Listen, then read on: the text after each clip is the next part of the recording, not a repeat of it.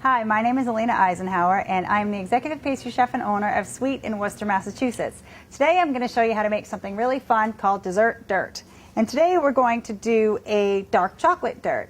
This is really fun, and you can make this out of anything that is fat-based. It needs to be fat-based, so it won't work with things like frosting that have a lot of water or liquid in them. It needs to really be mostly fat. So chocolate is absolutely perfect. It also works really well with peanut butter, Nutella, butter and olive oil, but that doesn't really apply to dessert. So we're going to do this today with dark chocolate. You could use milk chocolate, you could use white chocolate.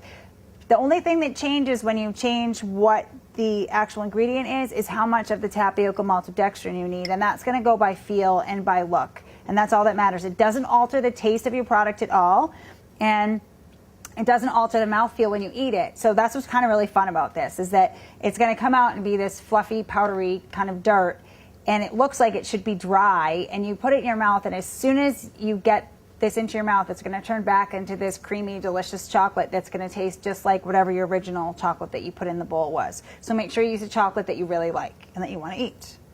So I'm just going to add my chocolate to the food processor, and you really have to use a food processor for this. It's not going to work really with anything else. You need the blade. You need something that's going to mix this and keep kind of getting this really, really fine into our dirt. So I have my melted chocolate in there, and that's about 4 ounces. And now I'm going to add to it our tapioca maltodextrin. And tapioca maltodextrin, it weighs next to nothing.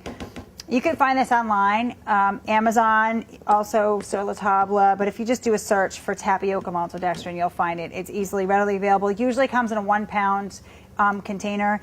This is a pound, so that's a lot. If you find it in smaller quantities, you know, feel free to get that, because it will take a while to use this much up.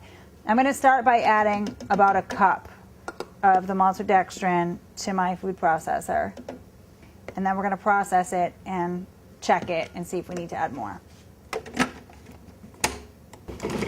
When I process this, I'm just going to pulse to kind of get it evenly incorporated, and I don't want it to turn into a paste, because if I don't have enough maltodextrin in there yet, I'm just going to keep making this kind of chocolate paste. So it's better to keep it broken up and then check it.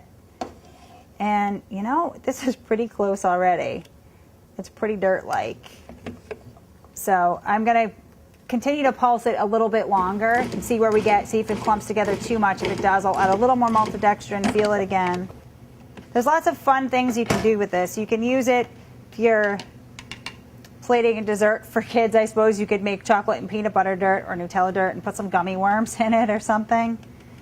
You could put meringue mushrooms in it, make a little forest. So there's lots of things you can do with this. You can have lots of fun playing around and making your own dessert dirt.